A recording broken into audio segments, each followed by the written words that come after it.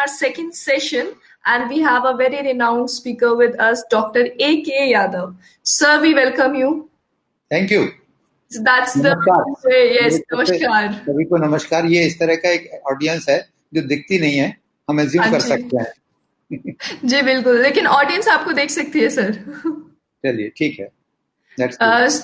So, ladies and gentlemen, मैं doctor A K Yadav ji का introduction देना चाहूंगी. सो doctor A K Yadav is adviser mission organic value chain development of north Eastern region, DEC and FW Ministry of Agri and Farmer Welfare. Beside these, Dr. Yadav is also the author of Participatory Guideline System under PGS India program of Ministry of Agriculture, which provides low-cost organic guarantee system to farmer groups for domestic markets. Wow, wonderful. After completing his 32 years of tenure with government, Dr. Yadav was also associated with IFORM Asia as co-opted board member and also a brand ambassador for ALGOA. That's great, sir. It's a wonderful pleasure for all of us to have you on panel today, sir. And thank you so much for taking out your time. Thank you. Thank you, Swati. Should I start my presentation? Sure. So, Dr. A.K. Yadav will be talking about the public policies in evaluation of organic agriculture in India. Over to you, sir. Thank you. Thank you very much. So, all the distinguished gathering here on web platform, seeing me in a small screen from different parts of the country as well as the world. Thank you for providing the opportunity to face the organic fraternity after a long gap of almost about 6-7 months. We are back and hope the organic sector, which continued working even during this COVID period and provided help and the food to the world, is really a miraculous thing, and everybody endorsed it. This COVID period also emphasize the need for a safe and healthy food. I hope after this world will be looking positively more and more towards the organic, and the organic sector will go from 1.5% what it is today to maybe 5% to 10% in the next few years' time. I have been associated with the government sector for long, almost throughout my life. So my presentation is also focused on the public sector, or you can say the government policies, which has actually driven the growth of the organic movement into the country, especially on the production side and the regulatory side. I would like to present those public sector policy interventions, those who have shaped the future of the organic farming in this country, and also they are likely to impact the future growth of the organic agriculture into the country as well as into the world.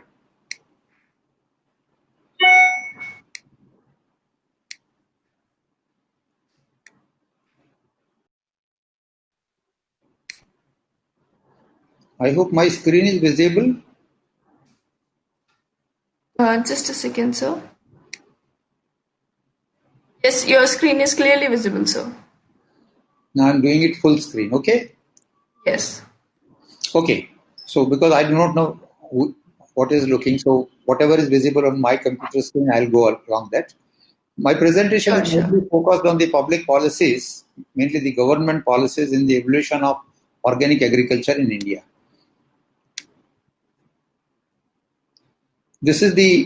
I've divided my presentation into the 7 sector: public sector policies, organic growth story as a world, a small snapshot, organic agriculture in India, how it has grown and what is the status today, little bit about certification systems, regulatory scenario, then what are the public sector schemes which are running and driving the organic agriculture today, and something about those 2 schemes which we call them as Paramparagat Krishi Vikas Yojana and Mission Organic Value Chain.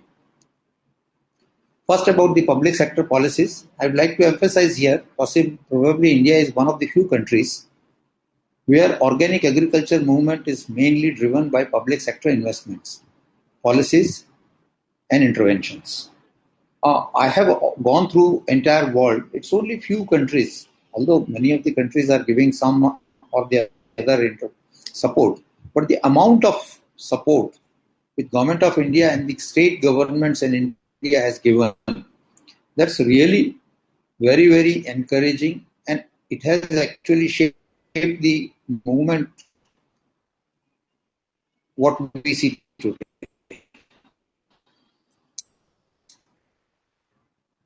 First thing about how it has started, we are the originator of the organic agriculture. Our farmers are 40th century organic farmers. But somehow in between, after the independence, a new form of agriculture took the place. It pushed this, our age-old agriculture to a new agriculture. But it came back with growing demand for this safe and healthy food into the Western world. But we accepted it because our farmers were well known with it and it was very easy for them to accept it. Makai Bari tea estate conversion to the certified organic near Sikkim in 1986 was the first milestone. After that, organic cotton accelerated the movement, then spices and condiments in South India. Farming area statistics were there in 2004. At that time, the total area was somewhere about 42,000 hectares. That was in the 2003 and 4 year. Cotton, tea, spices, basmati rice were the main crops. After that, the systematic interventions were made by the governments into the 4 sectors. One was the quality assurance, where the National Program on Organic Production was launched in 2000-2001. And then we started another type of alternative certification system named as PGS, which was first civil society driven in 2006 and then government run PGS in 2014. For extension and the area expansion, National Center of Organic Farming was established in 2004 and a lot of schemes were launched from the Ministry of Agriculture and the states to encourage the farmers to adopt organic farming and adopt ICS management system or the transfers. Then the researches into the organic farming and network research was started. After that, many states, almost now 10 states, they have opened the Center for Institute of Organic Farming in those states, also contributing to the research, what you can say, the needs of the farmers. Besides this, almost 14 states, they defined the policies for promotion of organic farming. Among them, Sikkim, who created the first policy document along with the Karnataka in 2004. They have been able to achieve their dream with determination to convert entire Sikkim into 100% organic. Other northeastern states recently have been identified as focus areas. A tiny state with just 65,000 hectare area, the organic. And when we say it organic, it is certified organic under third-party certification system. But production was not the main target here. Tourism was the main target. And major achievement of this 15 years journey starting from 2004 to 2016, when it was declared 100% organic by the Prime Minister. It's the largest contiguous territory in the world which is certified organic. Lot of international recognitions. It spurred the growth of the tourism in that state from 6 lakhs to 24 lakhs. Tourist arrival against the local population of 6.5 lakhs. And the result is second highest per capita income state. Tourism also spurred the employment.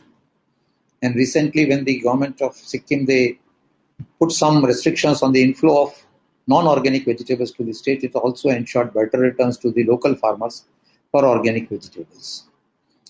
Now, these are some of the areas you can see where institutional development was shaped first in the form of quality assurance, where third-party and PGS system were introduced, and in 2018, a regulatory body, FSSAI, has also enacted the need for certification either in domestic market or for the export also. Then for extension, National Center of Organic Farming, lot of schemes were brought in, and finally the value chain mode.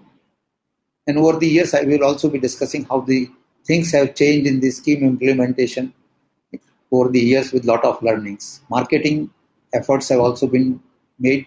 Some states have made commodity boards. Many of the now online e-market portals have come up, and value chain development support is available both from Ministry of Commerce and as well as from the Ministry of Agriculture. For research, I have already said National Network Project on Organic Farming, which is running at 20 centers. Then horticulture research at 12 centers. There are 10 centers of excellence. And in 2018-19, ICR has also declared to convert their Sikkim situated research center into the National Organic Farming Research Institute. This is a small comparison over the years that different schemes have contributed in terms of the funds. You can say initially National Horticulture Mission, then the National Agriculture Development Scheme, or you can say RKVY, then state plan schemes, Paramparagat Krishi Vikas Yojana, and Mission Organic Value Chain. If you see the total area which was covered by these schemes is about 21.67 lakhs. If we see today, we have got almost about roughly touching about 30 lakhs. Out of that, almost 21.67 lakh has come from different government schemes. And the farmers added to organic food by these schemes is somewhere about 21 lakh. And in this entire growth story, what we see today, what is the major 5 policy interventions? One was the launching of National Program for Organic Production, which actually established the quality control scenario in the country, which we call a third-party certification. Then PGS was launched after that, setting up of institutions for extension and research. Then investments in cluster development and strengthening of export industry. And finally, the orienting schemes in value chain. These are the 5 major policy interventions, and now they are also going to shape the future. Now, 14 states, I have already said, have also developed their state policies, but few features were very common in almost all the state policies. Means everybody accepted the problem of soil health, environment pollution, resource depletion, and contamination. All these policies also will approach. States are willing to tune policies suiting to organic and sustainable farming systems. Options are being searched for institutions. Organic systems are being adopted in phased manner with commodity and area-specific approach. Farmer institutions are also being developed and brought into the focus so that they can produce and directly link with the markets without involving too much of the chain of middlemen. And finally, how the farmer is from farm to the fork, and we are able to convert farmers into the entrepreneurs. Now, a little bit about organic agriculture growth story worldwide. I think all are related with the organic agriculture. This picture may be very familiar with everybody. 186 countries, 72 million hectare farm area, 2.8 million producers. This is the scenario of certified organic farming in the world. Market on today is about 95 billion US dollars, and among them USA and EU controls the major share, followed by China. Although many countries have got little bit of market, but because they do not document, we do not have the reliable data, so practically they are not considered. Even the India, we have got lot of market, but in the absence of the reliable data, they are also not considered. This is about the commodities and the countries into the world. If we see the total market, 50 to 60% share goes to the bulk food items which are selling into the loose form. Packaged and beverage 40 to 45%. And among the packaged food, if we say the packaged food is about 30 to 34 billion, and beverages account for about 4 to 6 billion US dollars. This is the database here is the 2018. Now we come to the India. As on today, if we see, wild harvest is about 42 lakh hectare, in which cultivated area is about 28.62 lakh hectare. We have two certifications. 23 lakh hectare is under the NPOP and remaining 9 lakh hectare is under the PGS. If we see the production, under NPOP it is 27 lakh tons, under PGS it is about 6 lakh tons. And number of farmers, you can see 23 lakh farmers under NPOP and about 15.5 lakh farmers under the PGS. These are under the PGS, you can say these are the major state players. You can say Uttarakhand, Rajasthan, Madhya Pradesh, they are the major players in terms of the area and production. Now we talk to the NPOP, what is in the National Program for Organic, there is a third party certification system. As on April 2020, cultivated area under third party certification is about 23 lakh hectare and about 13 lakh farmers are there. Last year, we produced almost about 27 lakh tons of the certified organic produce. The graph you have seen, it shows the area which is continuously increasing over the years, starting from 2003 and 4 when the area was 42,000 hectare, and now it is going up to the 23 lakh hectare. Between the 2008-9 to 2012-13, there was a dip in area. That was because of the introduction of the BT cotton technology into the area, into the organic sector, which practically wiped out the BT organic cotton from the central India for a few years, but again it has picked up. Many organizations,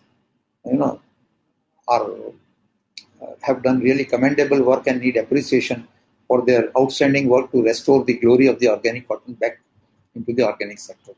Now this is about the different states. If you see area, 50% of the certified NPOP area is in MP, followed by Maharashtra, Rajasthan. In terms of the production, if you see, Maharashtra is the largest contributing, and followed by the Madhya Pradesh, Rajasthan, and the other states. This is the export story. You can see exports are continuously growing for organic. Even in the 1920, when we had a lot of problems in the February-March time, and a lot of our processing units were closed down, still growth was although very limited in terms of the quantity terms, 5%, and slightly negative growth in terms of the value because the processed food export was completely stopped after February and March period, but our raw material export continued. So that resulted into the almost positive growth in the quantity, but a slightly negative growth into the value in terms of the dollars. You can see the lower bar graph. The USA, EU, and Canada are the major export destinations. If you see, almost about 95%, 94% of the exports accounts to mainly to the USA, EU, and Canada. So now let's come to the certification system. We have two systems, NPOP and PGS. I think I need not to go much into that. Everybody in our organic sector knows very well. NPOP is a well-known certification, 20-year-old story is there. And now certification is available practically in all sectors, from crop, livestock, aquaculture, processing, animal feed, mushrooms, seaweeds. Now it has also come into the organic textiles and to the organic cosmetics. This is how this certification system works as an institutional structure. I think people know it very well.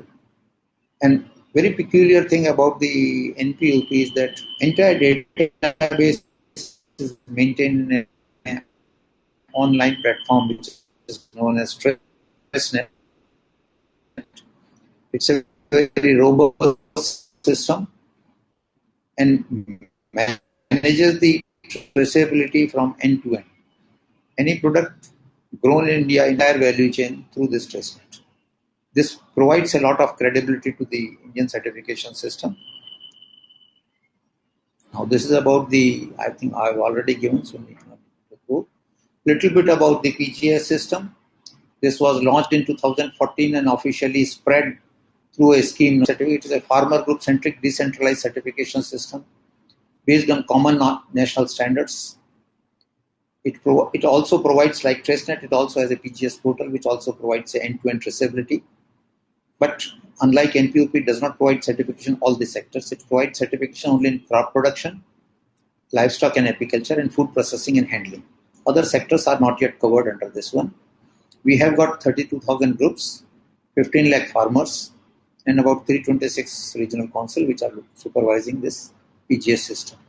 This is the institutional structure, how the certificate, similar to the NPOP. Little bit about the regulatory scenario I'd like. Food Safety and Standard Authority of India has recently enacted, but regulatory scenario in our country is controlled by the two acts. For export, it is the FTTR Act, which is enacted by the GFT, where it has been made mandatory that anything which is exported from India as organic, it has to be certified under organic, as certified under NPOP. But for domestic and import, NPOP and PGS both are accepted, and a certification is necessary. All food items, as a law of the land, you need to have a license from the FSSAI. And an organic food license is available only when you have a certification either under NPOP or PGS.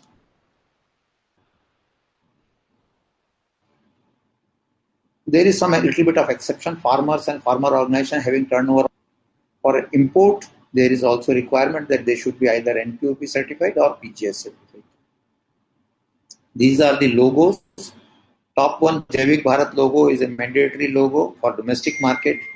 Lower two logos, India Organic is a third party certification logo, and PGS India Organic is the PGS Organic logo.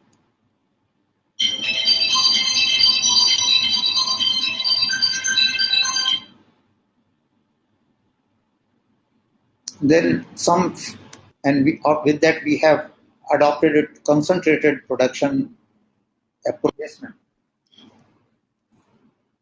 Now these are the two schemes which are running, Paramparagat Krishi Vikas Yojana and Mission Organic Value Chain. Mission Organic Value Chain is running into the northeastern region, Paramparagat Krishi Vikas Yojana entire region. Upper one is a PGS certification based, lower one is because of export focus, so third party certification based. Now these are the areas which we have covered, 6.2 lakh into the PKY and 71,000 under 139 farmer producer organizations under third party certification in northeastern region. These are the brands developed under PKY. These are the brands developed under Sikkim Mission Organic Value Chain. And this is the area, state-wise area you can see here. Arunachal Pradesh, Assam. Assam is having the largest area. After Sikkim and Meghalaya, Sikkim is the largest, then Meghalaya, then Assam. Little bit about the Mission Organic Value Chain development. These were the goals. Actually, this is a unique scheme which is widely talked into the world in different sectors. This is a scheme which provides the end-to-end support to the farmers to develop into a entire marketing chain from production, collection, aggregation, processing, and then finally going up to the market. In this one, almost about 100% to 50% support is given under different heads to the FPOs preferably, but private entrepreneurs are also welcome if they are entering into the agreement with the FPOs. They can also come up and set up the processing infrastructure, and the amount of subsidy which is given is pretty good. If you want to set up a processing industry in the northeastern region, you can get a subsidy up to 6 crore. Ceiling is 50% of the total financial outlay. This is how this entire value chain model works into the northeastern region, where the farmer groups are there, they are converted into the FPO clusters, they are provided with the transportation facilities, they have collection aggregation center, they also are supported with the processing facilities, primary processing, then secondary processing, and finally up to the marketing. like that. Lot of incentives are available. This is a schematic structure that how the entire value chain infrastructure from state headquarters to the villages is transformed into a value chain mode. Some of the success stories are there. Some of the FPOs have really excelled very well. They have started selling, and some of them even have exported also their product and have earned a pretty good amount of working capital. These are some of the photographs you can see. So thank you very much.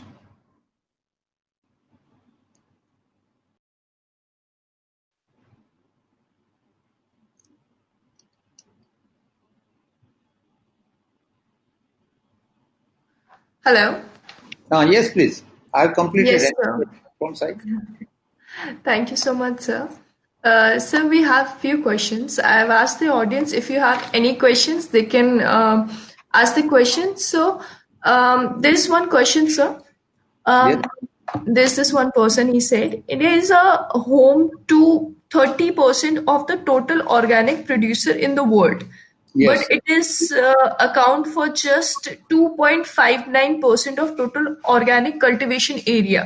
yes. And is there any further plans or measures from government to increase the scope of organic farming area-wise? What happens, there is a difference. No? We have got smallholder farmers in majority in the country. So Mm, every farmer, suppose if you compare it with the US, the European Union, the smallest mm, farmer will be having about 50 to 100 hectares. While in our case, most majority of the farmers are having half a hectare, 1 hectare or 2 hectares. That's why mm, we are contributing maximum producers but less area. And government is providing lot of incentives and the support and the emphasis to increase this mm, area. Right mm, now, it is about 2% of the total cultivable area in the country. We have planned to increase it to about 5% into the next 5-7 years, and 10% into the by the end of 2035 to 40. And plans are accordingly for 2025. We have a target to add another about 25 lakh hectare area in this.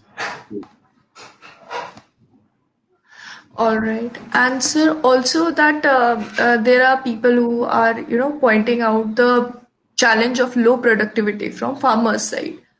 So, would you like to comment on that? Yes, actually, what happens now? If farmers are adopting the organic farming at a stretch, in Mm, one go, then mm, they have to face the low productivity problem. Initially, the technologies were not available, information was not available, inputs were also not there.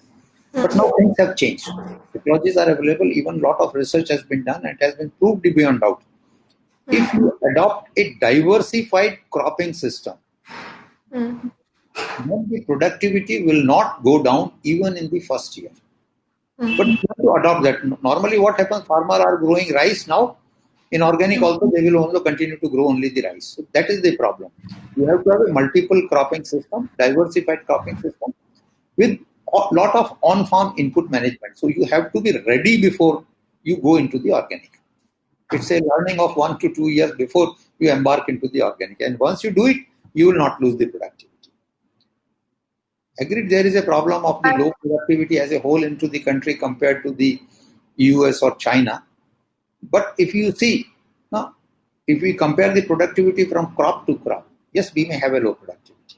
But if you compare the total farm output from per unit area, we do not have low productivity. Those people, they grow only one season, and each cropping season is about 5 to 6 months. We are growing 3 seasons, and each cropping season is only 4 months. So the total farm output per year is not less compared to the other countries. So we have another questions. Uh, how to export in conversion produce of first and second year can claim as residue free? First thing, whenever it comes to the export, ultimately it's not that what we have certified and what is quality control measures we have. Hmm. Important thing is what is the requirement of the importing country and the buyer. Hmm. Are they willing to accept it? From our regulatory point of view, there is no restriction. You can export it in conversion 1 or in conversion 2 under the level of, say, pesticide residue. But you have to ensure that the importing country should accept it. If they are willing, we can do it. There is no issue. All right. So we have some more questions. So there is this person, Suhash. He's asking: is the trader need organic cert as it is only trading corporation? Please share your view. Trading company. Yeah. I don't know. What I understand about is whether a trader requires the certificate. In the organic, entire value chain need to be certified. Whether you are a producer, you are a handler, processor, trader, or export. Every premises and every entity which is taking up the business of organic, they need to be certified. Okay. Sir, we have another question. How much subsidy is given for food processing unit in Maharashtra? Right now the subsidy scheme, previously they were having different scheme, but now government has already launched a agri infrastructure development scheme under that Prime Minister Agriculture Development Scheme. Under that scheme is known as Sampada Yojana, operated by the Ministry of Food Processing. They can go to the website and can do it. From Ministry of Agriculture side, currently we do not have any support scheme for food processing into the other parts. We are operating a scheme only for the northeastern part, and there we are giving a subsidy up to 6 crore for processing. All right. So there's one more gentleman. His name is Mr. Raghuram. He is asking it. He's saying it's good to know about the data and government policies, but what about the opportunities state-wise? I think sometime we can discuss about this state-wise also. MP, Maharashtra and Karnataka, they are the most prominent states into the organic farming. There are a lot of opportunities, but that requires a lot of time to discuss about that. We can discuss somewhere time on. You can share my email ID with them. We can do that. Sure. And the last question is, would you like to comment on the part of plant disease management, pest attack, and such things? Yes, I keep on hearing pest management, whether it is an insect management or a disease management, is a problem with organic. If you are adopting a diversified organic farming system, then the problem of insects and pests automatically is reduced to just 10%. But if you are continuing to grow only one crop or two crop into the entire farm and then expect that organic system should be able to manage those, then it's a very difficult. So first and foremost thing is no monocropping. Please go ahead for diversified cropping. Higher the diversity, lesser is the pest load. And then nowadays a lot of technology products are available into the market which can act on this. But only thing, organic system believes more on the prevention rather than the cure. So if the problems are there in the area, you should be vigilant, and before problem takes a serious proportion, introduce the remedial action at that time. Once the problem comes in and then you are going to start, then it will be very difficult with the organic. Not believe in killing. All right, sir. Thank you so much, sir. It was a very informative session, and I would like to thank you on behalf of all the organizers, audience, and everyone to taking out your precious time and coming up here to give us such information. Thank you so much, sir. Namaste, everybody.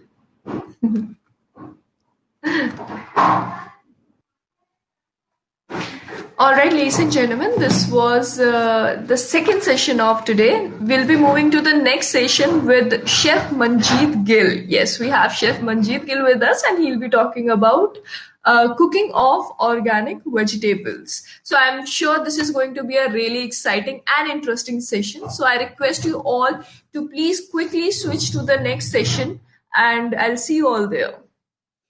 Thank you.